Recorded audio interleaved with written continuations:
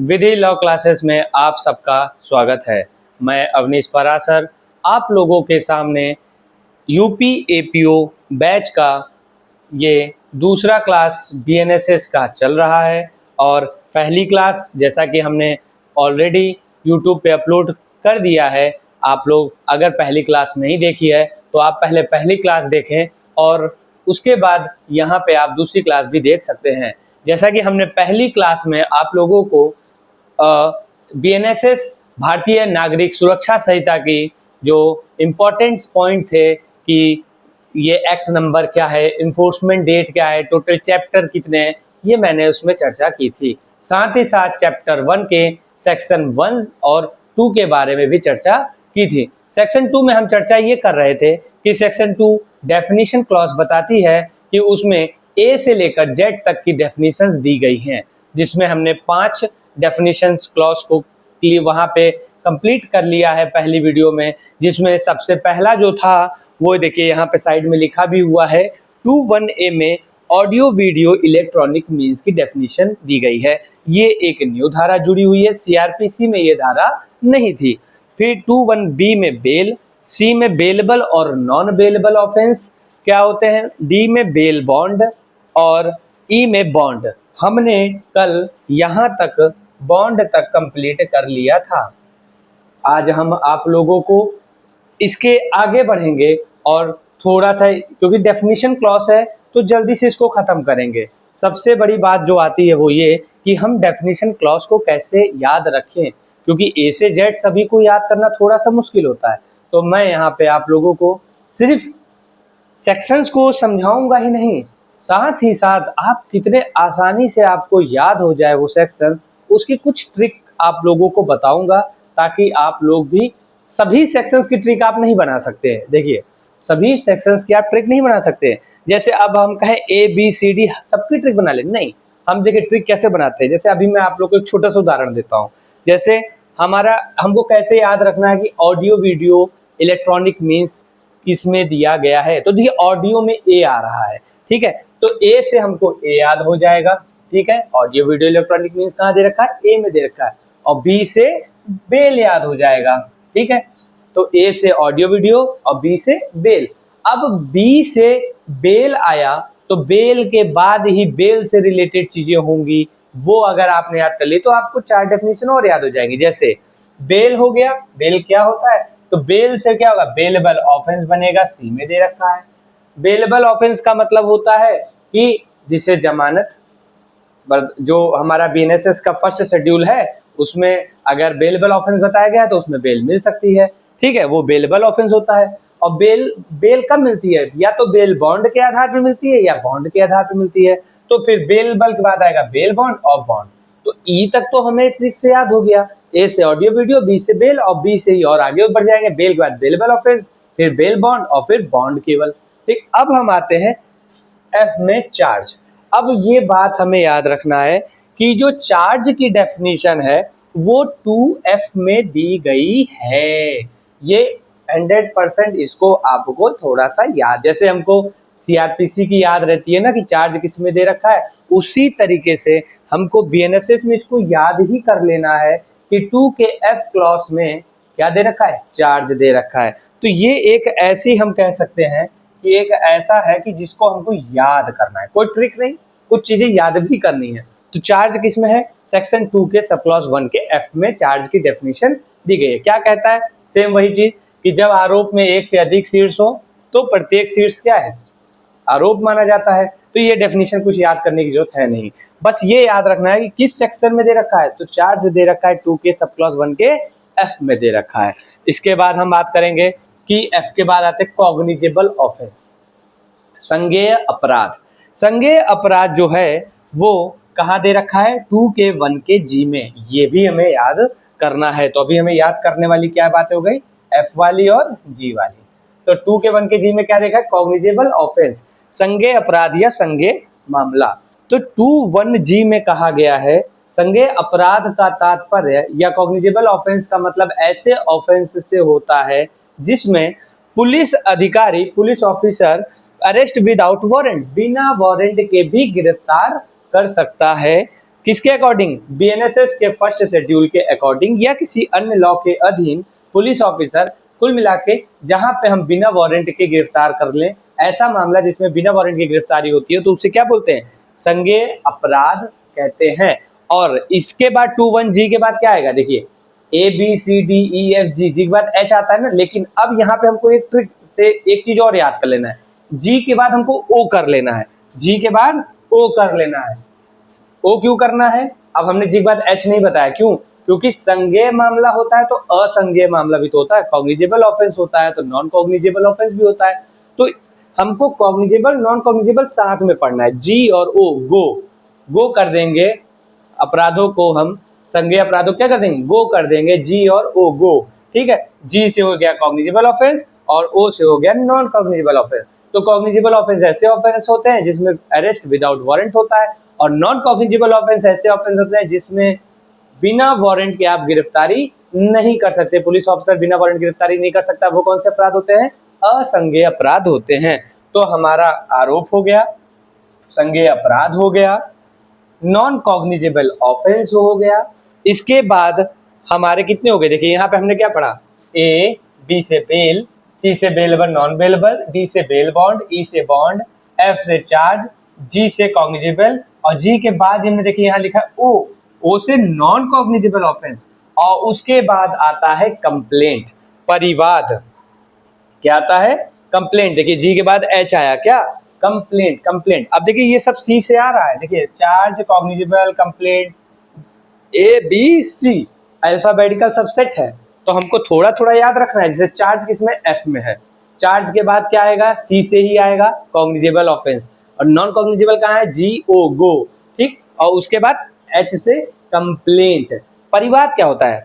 परिवाद एक ऐसा स्टेटमेंट होता है या कथन होता है जो मजिस्ट्रेट के समक्ष किया जाता है, किसी भी, मतलब अगर पहला क्वेश्चन, परिवाद किसके समक्ष किया जाता है? मजिस्ट्रेट के समक्ष किया जाता है, मौखिक रूप से या लिखित रूप से, ओरली भी किया जा सकता है, रिटन में भी किया जा सकता है। मजिस्ट्रेट के समक्ष मौखिक या लिखित रूप में कथन, एक ऐसा स्टेटमेंट जो मजिस्ट्रेट के समक्ष किया जाता है, ओरल भी हो सकता है और रिटन भी हो सकता है। ये कथन क्या होता है? ये कथन किसी ऐसे व्यक्ति के विरुद्ध होता है जिसने कोई अपराध किया हो, चाहे वो व्यक्ति ज्ञात हो या अज्ञात हो, वो व्यक्ति जानने वाला हो या उसको जानते ही नहीं, बस अपराध हुआ है ये पता है।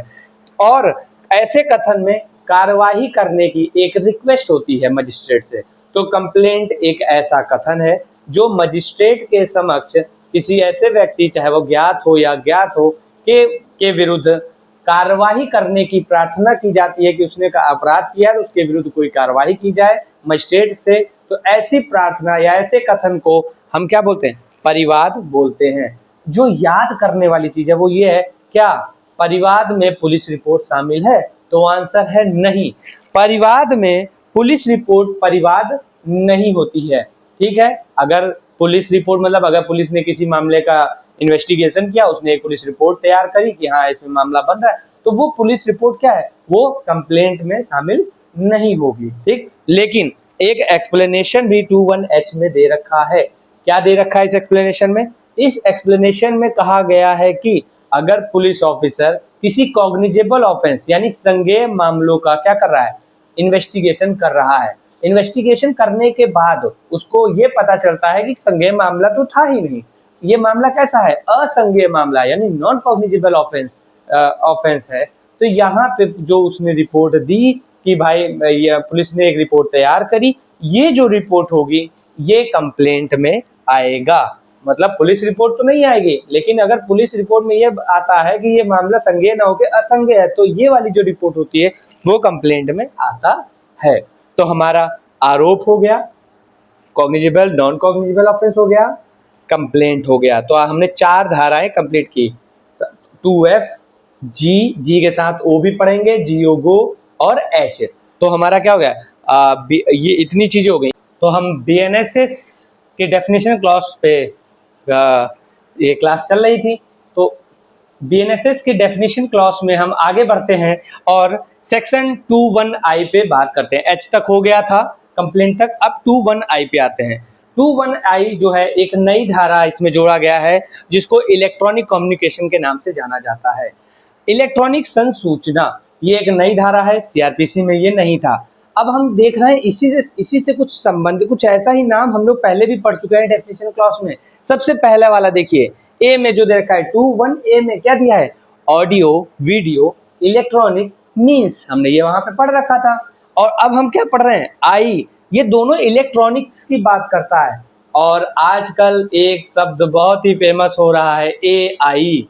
एआई का यूज करके लोग क्या क्या नहीं कर रहे हैं। तो एआई का यूज कैसे कहाँ करते थे हम, इलेक्ट्रॉनिक साधनों में ही तो करते हैं, इलेक्ट्रॉनिक्स गैजेट्स में तो हम एआई का प्रयोग करते हैं।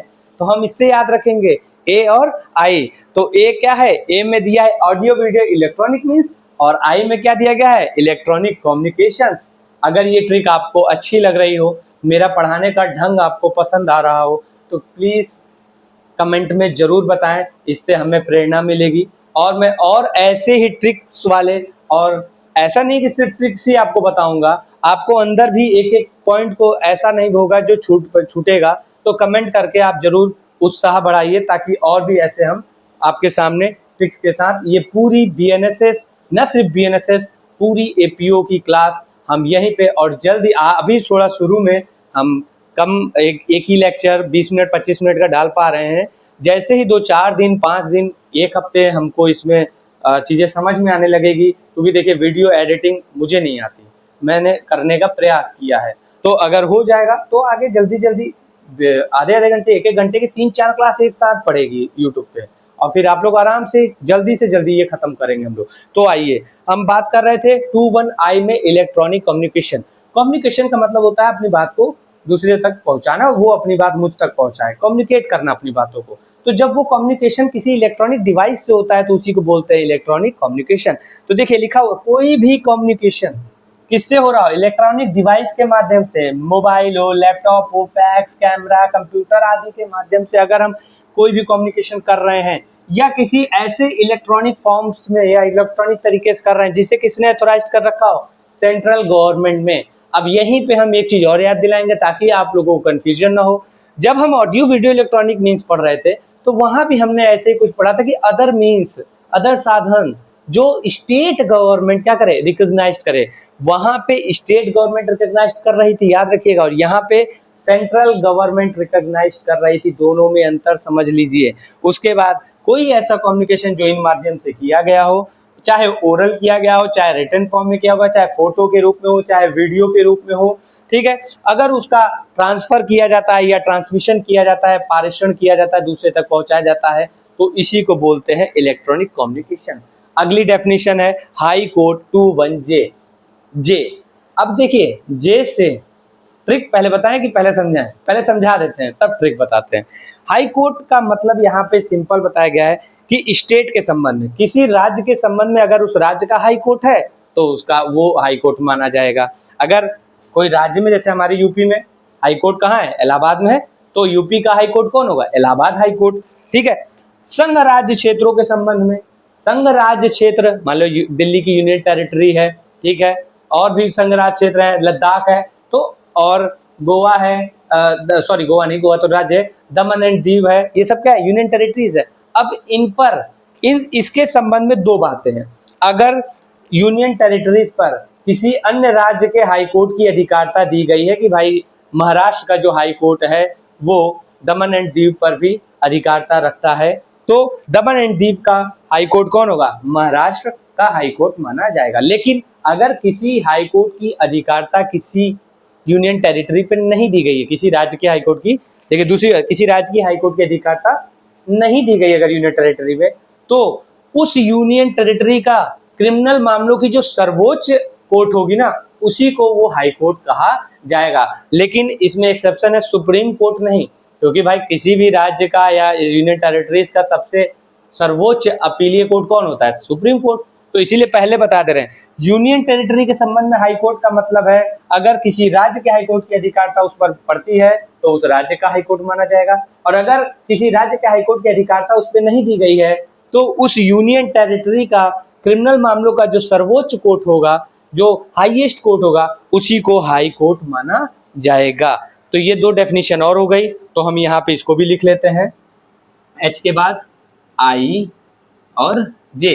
हालांकि हम आई यहाँ भी कर सकते हैं, इलेक्ट्रॉनिक कम्युनिकेशन, लेकिन हम यहाँ भी लिख दे रहे हैं ताकि याद रहेगा। तो इसमें क्या हो गया, इलेक्ट्रॉनिक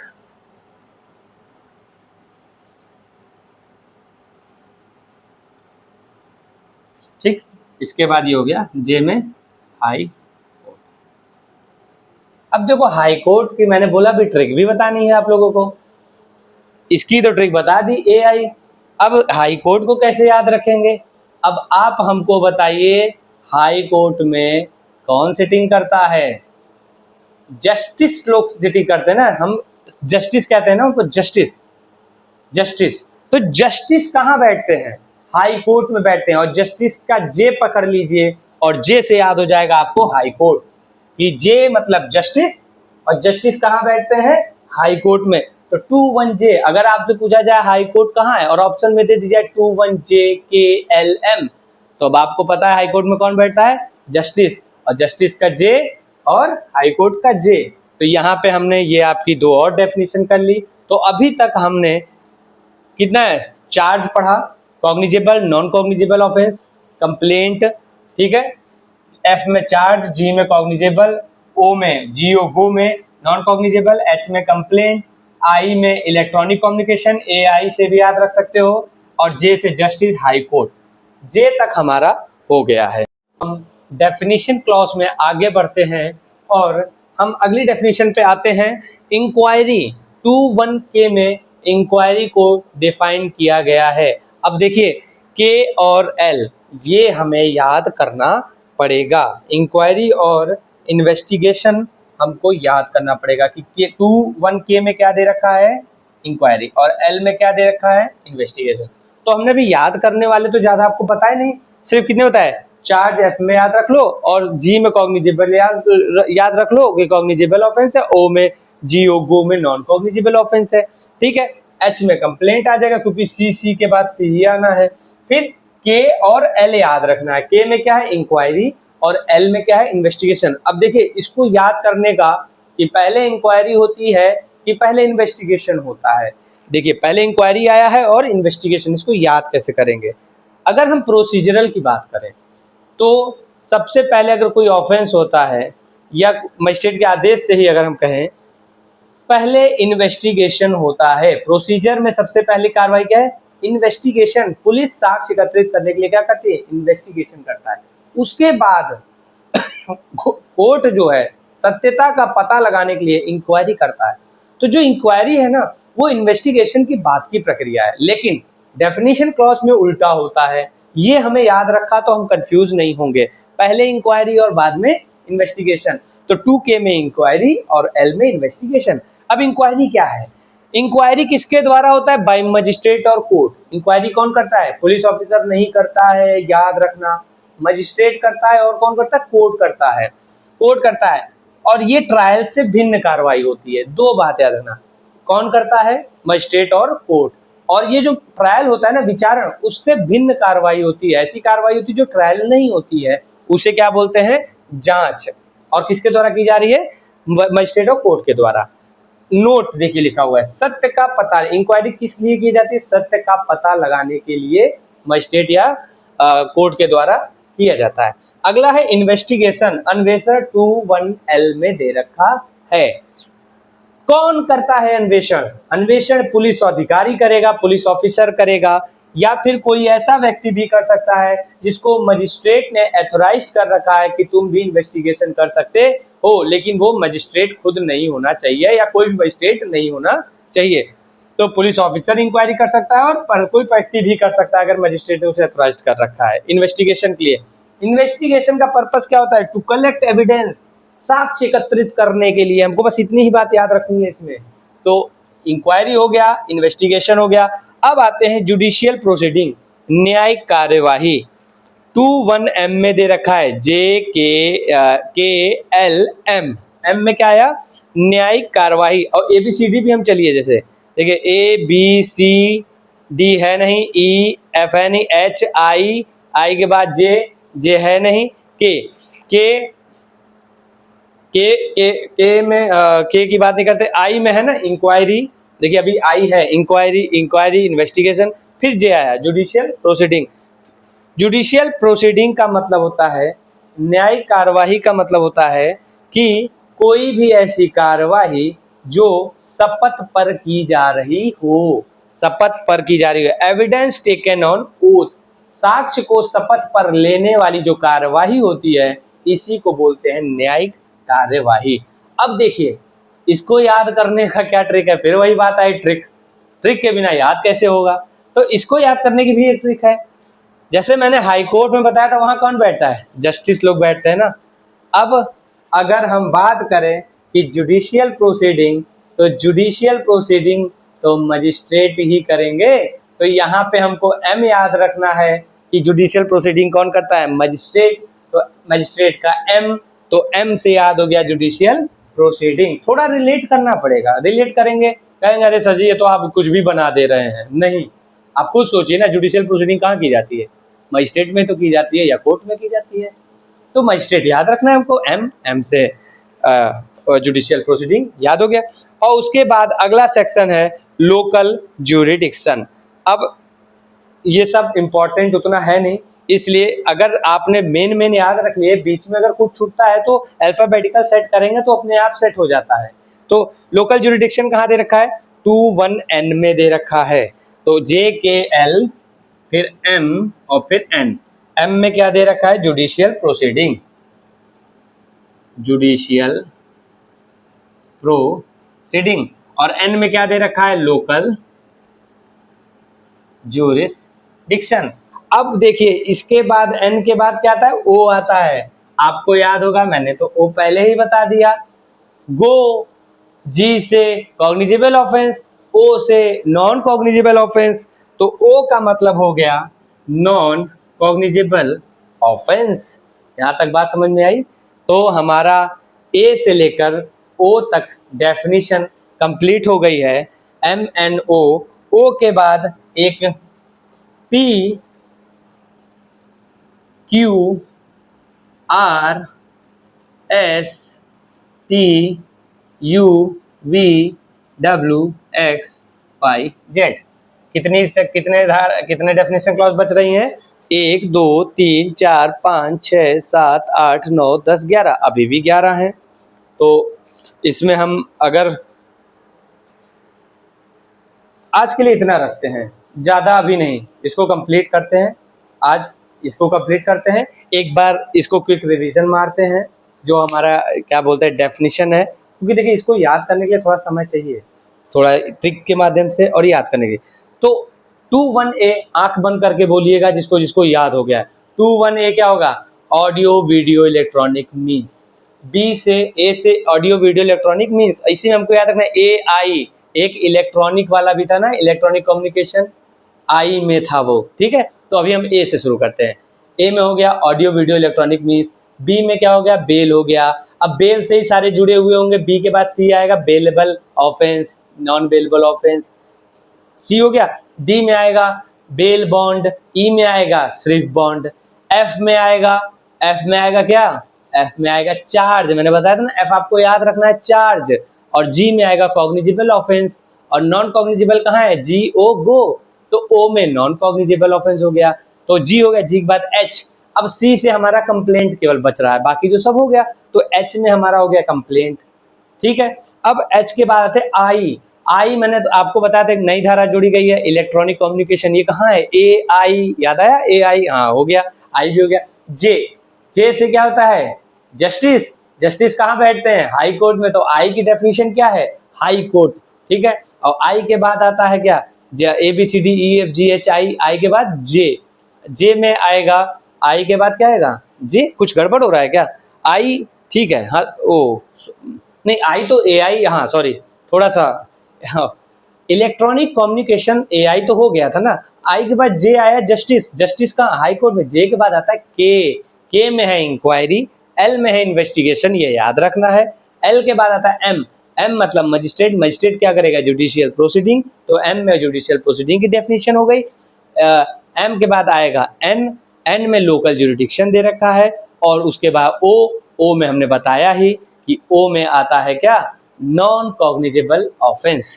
तो नॉन कॉग्निजेबल ऑफेंस। और ओ के बाद एक पी भी हम कर लें, वो भी क्योंकि एन से शुरू हुआ है ना, नॉन कॉग्निजेबल एन, तो एन के ही एक और है, वो है नोटिफिकेशन। नोटिफिकेशन, तो हमें नोटिफिकेशन किस में दे रखा है, पी में दे रखा है, और क्यू में क्या दे रखा है, ऑफेंस दे रखा है। ऑफेंस की डेफिनेशन में बस इतना ही लिखा है कि कोई भी आप एक्ट करते हैं या ओमिशन करते हैं जो किसी अधिनियम में अपराध घोषित किए गए हैं तो या विधि द्वारा प्रतिषिद्ध हैं, तो वो क्या होंगे, ऑफेंस होंगे। तो क्यू में क्या डेफिनेशन दी गई है, ऑफेंस की। अब क्यू की एक हम और वो बना लेते हैं, ट्रिक बनाते हैं। क्यू, क्यों ऑफेंस करने के बाद पूछा जाता है आपने क्यों किया ऑफेंस, ये खुद से पूछते हैं यार मैंने क्यों किया ऑफेंस, ना किया होता ये अपराध तो आज जेल में नहीं होते।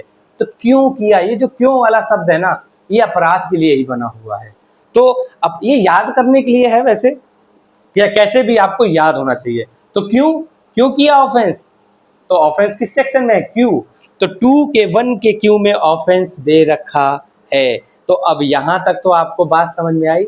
आर में आते हैं, ऑफिसर इंचार्ज दे रखा है। अब बस करते हैं इसको, कल कंप्लीट कर देंगे, कल ये चैप्टर कंप्लीट हो जाएगा। बट जितना टाइम लग रहा है डेफिनेशन क्लॉज में ज्यादा टाइम है, उसके बाद तो फिर जल्दी से इसको खत्म करेंगे। मतलब एक दिन में चैप्टर कोशिश करेंगे 1 2 चैप्टर 3 चैप्टर एक साथ कंप्लीट करें, और आराम से पढ़ेंगे तो कुछ भी मिस नहीं होगा। क्रैश कोर्स के नाम पे केवल ये कि हमने करा दिया क्रैश कोर्स, नहीं, कंप्लीट भी होना चाहिए। ठीक है, हम ऐसे नहीं करेंगे, हम 1 घंटे की क्लास लेंगे, इसकी अलग चलेगी, बीएनएस की अलग चलेगी, बीएससी की अलग चलेगी, लेकिन पढ़ेंगे आराम से, कुछ भी मिस नहीं होना चाहिए। ट्रिक से भी पढ़ेंगे, समझ के भी पढ़ेंगे, ऐसा कोई पॉइंट नहीं मिस होना चाहिए। और टेस्ट सीरीज मैं आप लोगों को चैप्टर वाइज एक टेस्ट सीरीज भी दूंगा। जो हिंदी वाले हैं वो अपना कमेंट में लिख देंगे हिंदी में, इंग्लिश वाले इंग्लिश में। मैं सबको एक टेस्ट सीरीज चालू करूंगा जो हर संडे को होगी। अब आज अभी हमारा अगर बात करें तो आज हमारा क्या है, वेडनेसडे। संडे तक आते आते मुझे लगता है कि हम 6-7 चैप्टर कंप्लीट कर चुके होंगे इस बीएनएसएस का। तो उसी में से एक हम क्या, एक टेस्ट भी ले लेंगे एमसीक्यू टाइप्स का, तो इसमें रिवीजन भी होता रहेगा। तो आप लोग हमारी क्लास के साथ जुड़े रहिएगा। और अगर पसंद आ रहा हो, मेरी ट्रिक अच्छी लग रही हो याद करने की, ये ट्रिक सिर्फ डेफिनेशन क्लास नहीं आगे भी चलेंगी, क्योंकि मैं तो ट्रिक से ही पढ़ाऊंगा। प्री निकालने के लिए ट्रिक बहुत जरूरी है, याद तो समझना तो है ही है, लेकिन आजकल जैसा कि हम लोग पेपर देख रहे हैं, इसे उठा के यूपी एपीओ देख लीजिए, चाहे पीसीएसजे देख लीजिए, यूपी का जो पेपर का पैटर्न है सब्जेक्टिव वाइज रह ही नहीं गया है, सेक्शन वाइज उठा के दे देते हैं। तो हमको समय के अनुसार चलना है। सेक्शन वाइज क्वेश्चन आ रहा है तो हमको सेक्शन तो याद ही रखने, सेक्शन रट नहीं सकते, भूल जाना है। तो उसलिए हम क्या करेंगे, हम ट्रिक से भी पढ़ेंगे, कुछ याद भी करेंगे, बीच बीच में कुछ रिलेट करेंगे तो अपने आप याद हो जाएगा। जैसे एक आई से रिलेट किया, जी को ओ से किया, है ना। तो आज की क्लास यही खत्म करते हैं। अगर आपको वीडियो अच्छी लग रही हो कमेंट जरूर करिए ताकि मुझे थोड़ा सा उत्साह मिले। ठीक है, धन्यवाद।